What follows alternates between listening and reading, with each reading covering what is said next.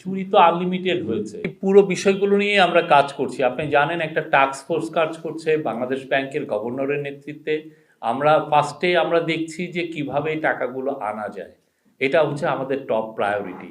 আরেকটা হচ্ছে যে এই সংক্রান্ত যেই চুরি তো আনলিমিটেড হয়েছে, সেই চুরিটাকে আগে ডিটেক্ট করা, ট্রেস করা, কোথায় কোথায় চুরির টাকাটা রেখেছেন, কিভাবে চুরি। আপনিও আজকেও দেখেছেন যে এই যে 60 কাঠার জমির উপরে ওরা যে পূর্বাঞ্চলে যে জমিগুলো করে নিয়েছেন, সেটার উপর আজকে একটা কেস হয়েছে।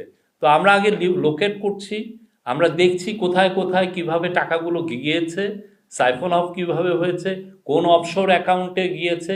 আর এটা আপনি নিজে জানেন, আপনি যেহেতু এই কাজগুলো করছেন, আপনি দেখছেন যে কতটা আপনার, আমি জানি না, আপনি একটা রিপোর্ট করেছিলেন একজন অলিগারকে নিয়ে, আপনি হয়তো 3-4 মাস আপনার লেগে গেছে জাস্ট একটা রিপোর্টের কিছু ইনফরমেশন আনতে। আমাদের যেটা হচ্ছে, যেহেতু আমরা গভর্নমেন্ট আরও পিন পয়েন্ট করতে হয় কোথায় আমরা কিভাবে টাকাটা গিয়েছে, কিভাবে চুরিটা হয়েছে, এবং চুরির পরে টাকার যে ট্রেলটা, এটাকে বের করে কোথায় এটা নিয়ে গেছে।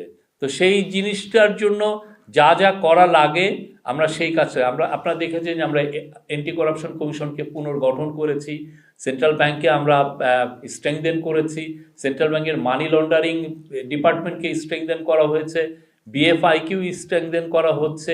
এবং এটা একটা, এবং সাথে যেটা হচ্ছে যে আমরা পুরো যারা যে সমস্ত জায়গায় চলে গেছে, সেটা যেই দেশই হোক, তাদের সাথে আমরা কন্ট্যাক্ট করছি, তাদের সাথে আমরা জানাচ্ছি যে আমরা সাসপেক্ট করছি তোমার এখানে টাকাটা চলে গেছে, তুমি আমাদেরকে সে কোঅপারেট করো। এবং আমরা ওভারওয়েলমিং সাপোর্ট সবার কাছ থেকে পাচ্ছি।